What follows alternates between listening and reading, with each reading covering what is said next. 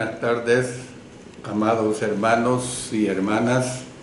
De nuevo está con ustedes el hermano Alexander Castellanos desde la Iglesia de Cristo en la República de El Salvador, transmitiendo a través del alumbrador cristiano y enlazado con nuestro propio sitio web www.iglesiadecristo.xyz.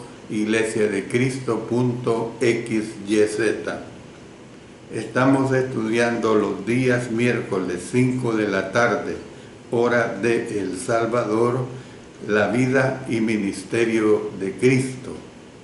Hoy vamos a ver la lección número 139 y el tema es una pregunta. ¿Ha quebrado usted su vaso de alabastro? Ahora veremos la parte 1. Este estudio será dividido en dos partes.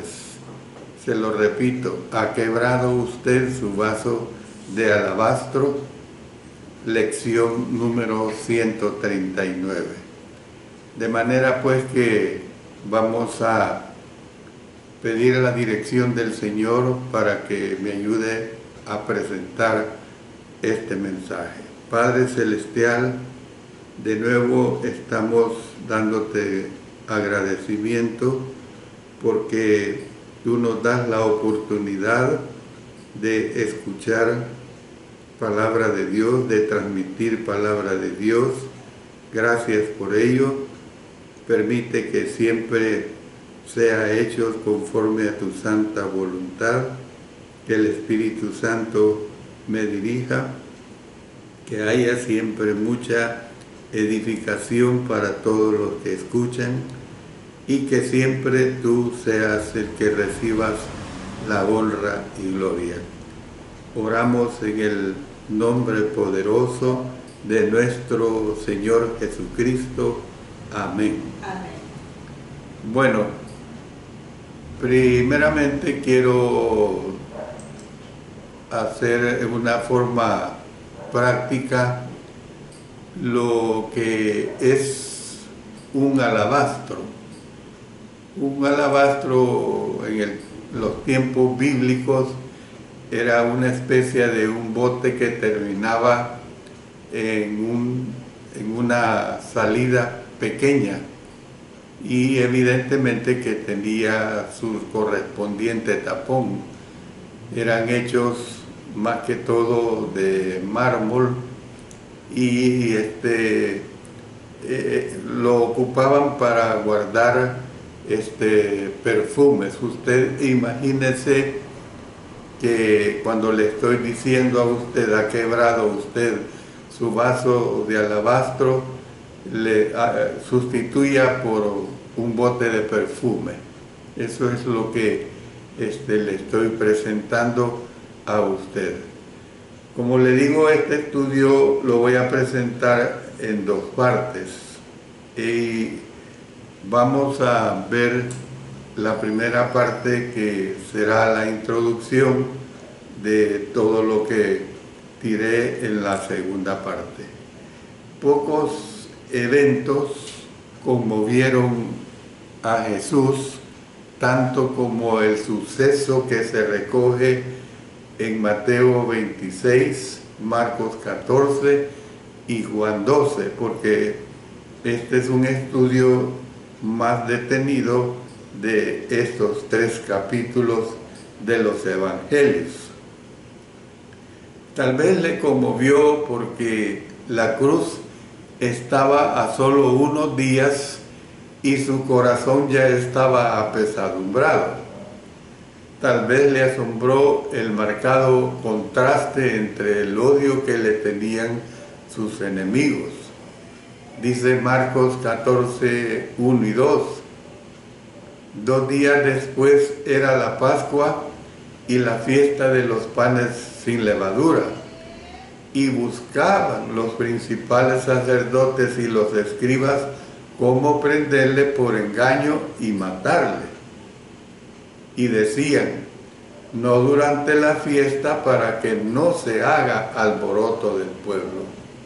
Como ustedes pueden ver, la astucia, la maldad de ellos era tan grande que no querían ni que se causara problema en la multitud que llegaba a esa fiesta de la Pascua. Entonces, le tenían odio sus enemigos, y el amor que se le demostró en esa ocasión se puede decir que fue un amor ficticio. Puede que incluso le haya afectado porque había pasado toda una vida dando de sí mismo y raras veces se le dieron muestras de gratitud. Cual fuera la razón, lo cierto es que Cristo fue conmovido a expresar el más generoso elogio de su ministerio. El evento ocurrió durante lo que algunos han llamado la cena antes de la última cena. Es probable que no fuera la cena antes de la última cena que Jesús comiera, pero sí fue la última cena de la cual se tuvo registro anteriormente a la fiesta de la Pascua. Hemos oído de la última cena, pero también tenemos necesidad de conocer acerca de la cena que se llevó a cabo antes de esta. En ambas se habló de hacer memoria. Durante la última cena, Jesús instituyó la cena del Señor y dijo: haced esto en memoria de mí. Lucas 22, 19.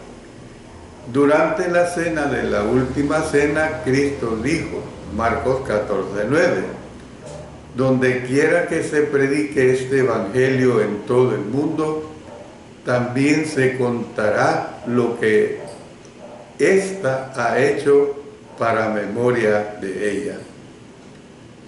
A estas alturas, usted habrá adivinado que se trata del suceso en que María unge a Jesús, una de las más hermosas historias de los evangelios. Primero tomaremos nota de los personajes y de la situación.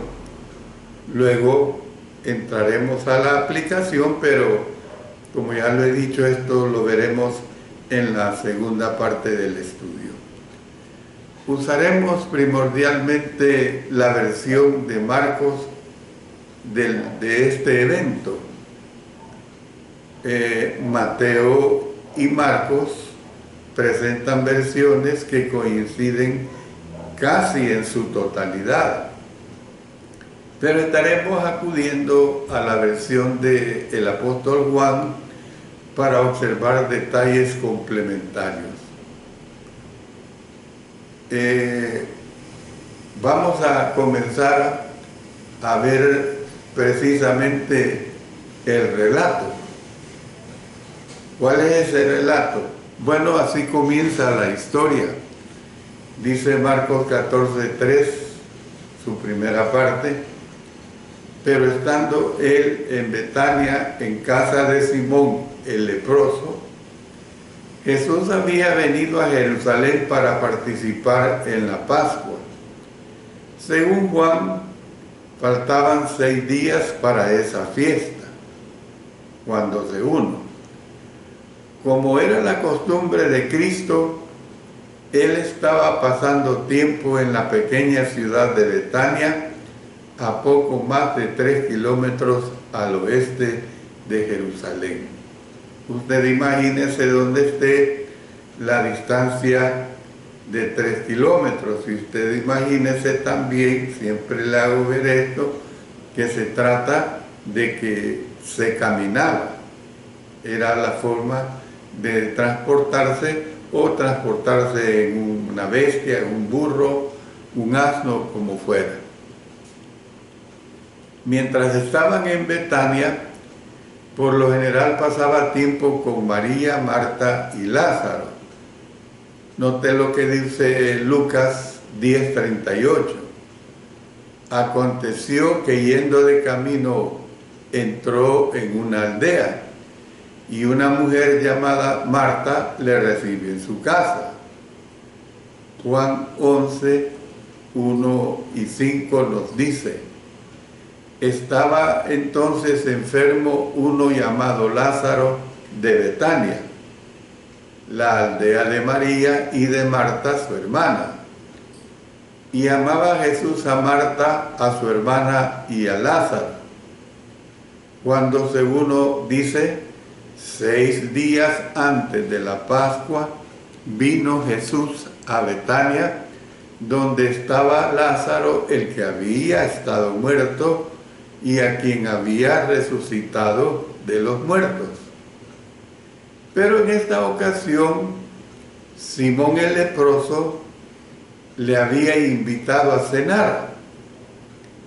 Podemos dar por sentado, sin temor a equivocarnos, que Simón ya había sido limpio de su lepra, porque la gente no comía con personas que todavía estuvieran desfiguradas por esa enfermedad. No había duda de que Simón había sido sanado por Jesús.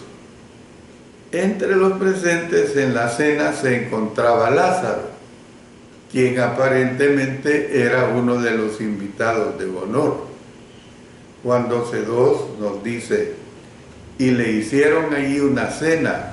Marta servía y Lázaro era uno de los que estaban sentados a la mesa con él. También estaba Marta, que servía, como acostumbraba hacerlo. Juan 12:2 lo dice, mire lo que dice también Lucas 10:40.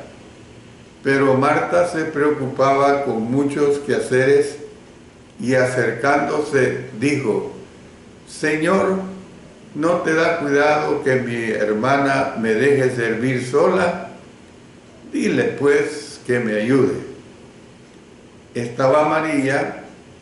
Juan 12:3 dice: entonces María tomó una libra de perfume de nardo puro, de mucho precio, y ungió los pies de Jesús, y los enjugó con sus cabellos, y la casa se llenó del olor del perfume. Y estaban los discípulos de Cristo. Dice Mateo 26:8. Al ver esto, los discípulos se enojaron, diciendo: ¿para qué este desperdicio? Imagínense la escena. Los invitados estaban reclinados alrededor de una mesa baja, apoyados sobre su codo izquierdo y comiendo con su mano derecha. Era la forma de comer en ese tiempo. Es probable que en cierto momento durante el banquete Simón contara cómo fue sanado por el Señor, sacando de su túnica el brazo para mostrar cuán limpia y firme estaba la carne que una vez estuvo plagada de lepra. El narrador más impresionante, sin embargo, habría sido Lázaro, quien habría anunciado diciendo: déjenme contarles cómo es ser resucitado de entre los muertos. Tal vez contó acerca de la agonía de los moribundos y las tinieblas que le rodearon. Bueno, lo ilustro esto en vista de que el apóstol Pablo dijo más adelante que a él no se le permitió hablar acerca de lo que había visto en el tercer cielo. Y para ello leamos de 2 Corintios 12, 2 al 4. Conozco a un hombre en Cristo que hace 14 años, si en el cuerpo, no lo sé. Si fuera del cuerpo, no lo sé. Dios lo sabe. Fue arrebatado hasta el tercer cielo. Y conozco al tal hombre, si en el cuerpo o fuera del cuerpo, no lo sé. Dios lo sabe. que fue arrebatado al paraíso donde oyó palabras inefables que no le es dado al hombre expresar. Bueno, es probable que los detalles de Lázaro relacionados con la otra vida habían sido confusos, pero después lo imaginó diciendo, miren lo que dice Juan 11:43, oí una voz que parecía lejana diciendo, Lázaro, ven fuera. Y mi cuerpo se volvió a llenar de vida. Puede que la habitación se llenara de risas al recordar los presentes cómo Lázaro había salido de un salto del sepulcro, todavía envuelto en su sudario. Qué maravillosa velada debió de haber sido aquella. Una reunión muy hermosa, nada menos, con la presencia del Señor Jesucristo. Imagínense lo hermoso que ha de haber sido disfrutar una cena con el Señor Jesucristo. Solo imagínense usted que esto fuera posible en los tiempos actuales para nosotros los cristianos, estoy hablando, y las cristianas. Sería algo muy hermoso, pero claro, estoy hablando utópicamente. Mientras todo esto sucedía, María, la callada María, observaba. Puede que hubiera ayudado a Marta a servir. Mire lo que dice Lucas 10:40. Pero Marta se preocupaba con muchos quehaceres y acercándose dijo, Señor, ¿no te da cuidado que mi hermana me deje servir sola? Dile pues que me ayude. Pero la atención de ella se centraba en el Señor. Su corazón rebosaba de amor. Deseaba expresar aprecio por su amigo, aquel que le había traído a su hermano de vuelta a la vida. Es probable que no tuviera mucha habilidad para expresarse con palabras. ¿Qué podía hacer para mostrar cómo se sentía? Se le ocurrió una idea. Recordó que en un armario tenía guardado un recipiente que estaba reservado para alguna ocasión especial.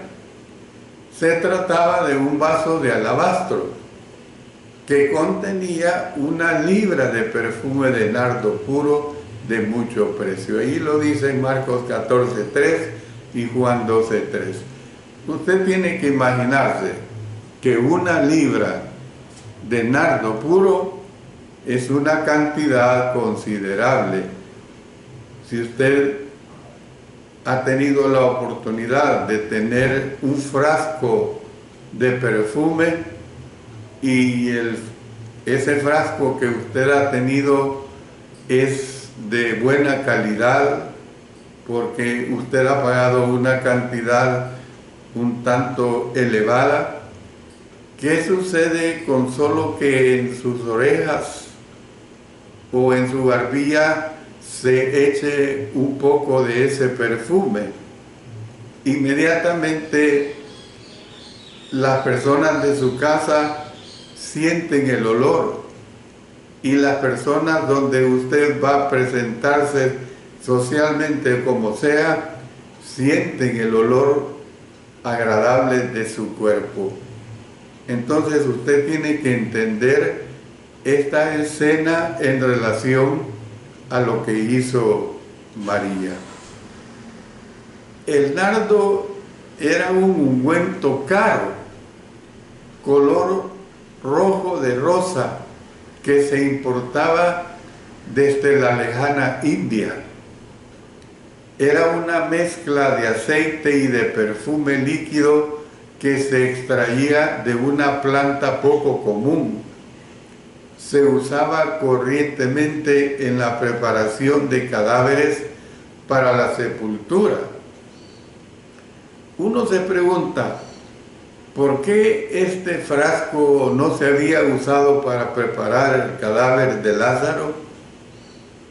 A lo mejor tal vez la familia tenía 2 frascos, de los cuales uno se habría usado para Lázaro y el otro se habría guardado.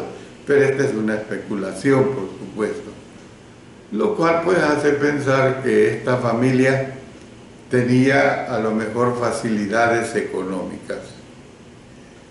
El ungüento de María estaba guardado en un frasco hecho de alabastro.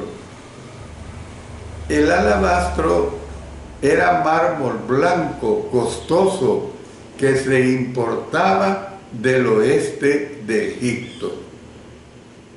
María se apresuró a tomar el recipiente y acunándolo en sus manos, lo trajo a la habitación del banquete. No hay duda de que algunos se quedaron boquiabiertos cuando María quebró el vaso, ahí lo dice en Marcos 14:3, y comenzó a ungir al Señor. Los presentes no se hubieran sorprendido si ella sencillamente hubiera quitado el tapón y hubiera dejado caer algunas gotas sobre la cabeza de Jesús.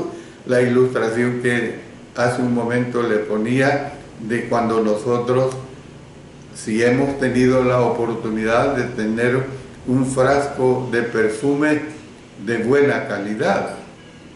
Miren lo que dice Lucas 7:46. No ungiste mi cabeza con aceite, mas ésta ha ungido con perfume mis pies. Pero ella destruyó el recipiente. Cuando se dice que cuando un frasco de ungüento se usaba para ungir el cuerpo del fallecido, los fragmentos del frasco se colocaban en el sepulcro para indicar que no se habían escatimado gastos para honrar al muerto. No se refrenó en su demostración de amor y de aprecio. Según Marcos, ella ungió la cabeza de Cristo, dice Marcos 14:3. Pero estando en Betania, en casa de Simón el leproso, y sentado a la mesa, vino una mujer con un vaso de alabastro de perfume de nardo puro de mucho precio, y quebrando el vaso de alabastro, se lo derramó sobre su cabeza. Mientras que Juan observó que también ungió los pies. Juan 12:3 dice, entonces María tomó una libra de perfume de nardo puro de mucho precio y ungió los pies de Jesús. Hoy podríamos decir que lo ungió desde la cabeza hasta los pies. Luego ella nos dice en Juan 12:3, enjugó los pies de Jesús con sus cabellos y la casa se llenó del olor del perfume. Bueno, a lo mejor usted ha tenido experiencias con sus niños o niñas pequeñas que de repente han hecho travesuras y han quebrado su vaso su alabastro, su bote de perfume, ya sea del padre o de la madre. A lo mejor, como decía, usted ha tenido esas experiencias porque de inmediato la casa se llena de ese olor agradable. En ese momento, los que fueron acallados por la audacia de ella, encontraron sus lenguas y comenzaron a hablar. Dice en Marcos 4 y 5 de la siguiente manera: y hubo algunos que se enojaron dentro de sí y dijeron, ¿para qué se ha hecho este desperdicio de perfume? Porque podía haberse vendido por más de 300 denarios y haberse dado a los pobres, y murmuraban contra ella. Según el apóstol Juan, Judas era el que estaba frente de los críticos.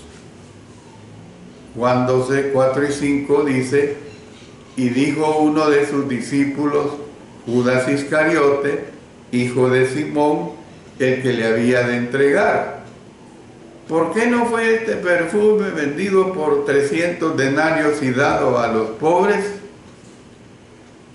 Un denario era la paga de un día de trabajo de un obrero común. Ahí lo dice Mateo 22. Y habiendo convenido con los obreros en un denario al día, los envió a su viña.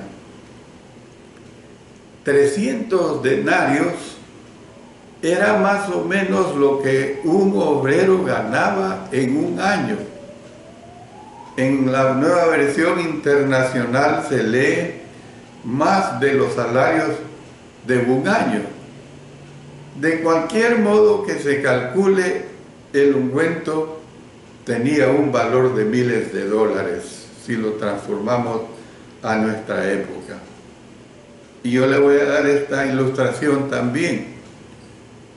Calcule usted a cuánto ascendería la suma de los salarios de un año de un obrero común en su sociedad.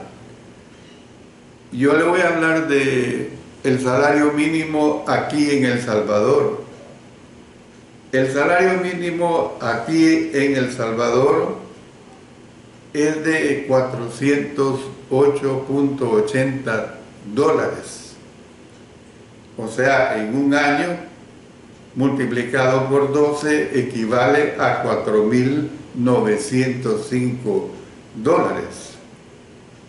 Aclaro que nuestra moneda de curso legal en El Salvador es el dólar estadounidense.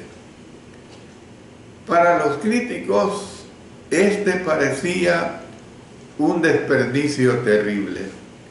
Y si trasladamos estas cantidades, estas cifras a los tiempos actuales, como ya le dije hace un momento, el valor de 300 denarios pudiera haber sido, y lo hay, podía haber sido un bote de perfume de 3.000 o de 5.000 dólares. Yo creo que solo los jeques en el Medio Oriente pueden adquirir esas cosas porque son personas que rebalsan en dinero. Puede ser que esperaban que el Señor coincidiera con ellos. Después de todo, Él había vivido una vida sencilla, carente de lujos. Se había opuesto al desperdicio. Por ejemplo, después de alimentar a los 5.000, hizo que se recogiera lo que sobró de los pedazos.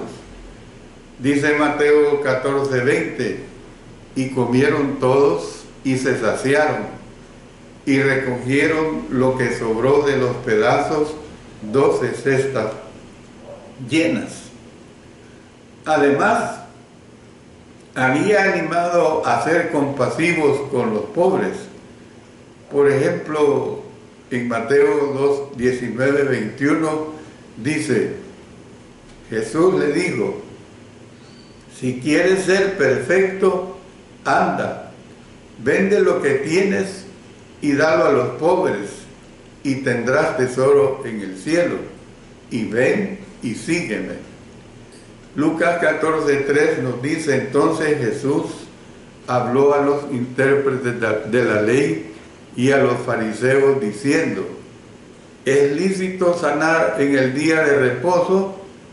Según muchos eruditos, una característica de la Pascua era que se daban limosnas a los pobres.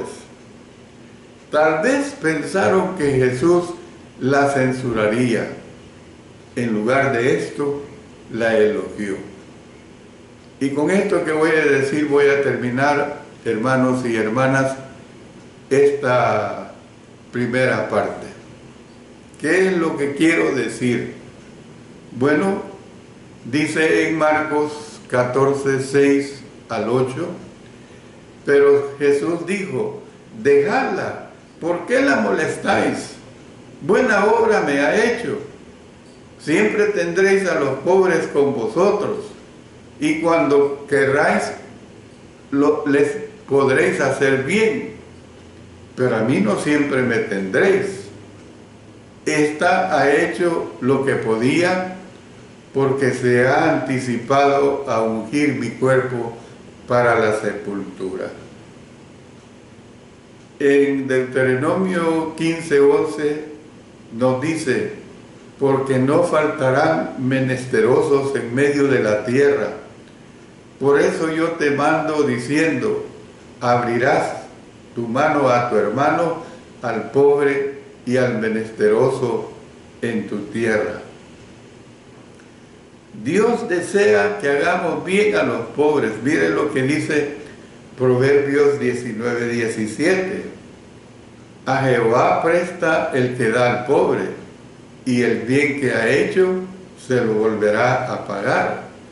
Y si nos vamos al Nuevo Testamento, el apóstol Pablo nos dice en Gálatas 2:10, solamente nos pidieron que nos acordásemos de los pobres, lo cual también procuré con diligencia hacer. Bueno, Cristo sabía algo que ellos no sabían. Sabía que su hora había llegado. Dice Juan 12:23, Jesús le respondió diciendo, ha llegado la hora para que el Hijo del Hombre sea glorificado. Juan 13:1 dice, antes de la fiesta de la Pascua, sabiendo que Jesús, que su hora había llegado para que pasase de este mundo al Padre, como había amado a los suyos que estaban en el mundo, los amó hasta el fin. Y en Juan capítulo 17:1 dice, estas cosas habló Jesús y levantando los ojos al cielo dijo, Padre, la hora ha llegado. Glorifica a tu Hijo para que también tu Hijo te glorifique a ti. Sabía que en pocos días estaría colgado en una cruz. Dudo que María entendiera el simbolismo de su acción en lo que a ella se refería. Se trataba sencillamente de una expresión espontánea de amor y de gratitud. Jesús, no obstante, vio un significado especial. Ella estaba preparando su cuerpo para la sepultura. Bueno, me quedo acá y la invitación es para el siguiente miércoles 18 de junio, año 2025, para escuchar la hermosa conclusión de este acontecimiento. Que Dios bendiga, hermanos, a cada uno de ustedes. Dios sea siempre en su deseo de escudriñar palabra de Dios. Y como siempre les recuerdo, no dejen de compartir estos estudios si usted así lo estima a bien. Recuerden que los días domingos estoy dando el libro de Levítico, tiene muy hermosas lecciones también. Y los días lunes el libro de Isaías, que yo me quedo también muy admirado de las grandes lecciones que nos presenta el libro de Isaías. Que Dios sea con ustedes, hermanos, en todo, en toda su vida espiritual, su vida material, su salud y todo lo que concierne en su hogar, en su familia. Que Dios les ayude en todo, ayude a mí, a mi esposa y a mis hijas y a todas las familias en Cristo Jesús. Oremos. Padre Celestial, te damos gracias porque una vez más hemos presentado tu palabra. Gracias por ello. Permite que ella siempre nos haga ver nuestra condición espiritual delante de ti.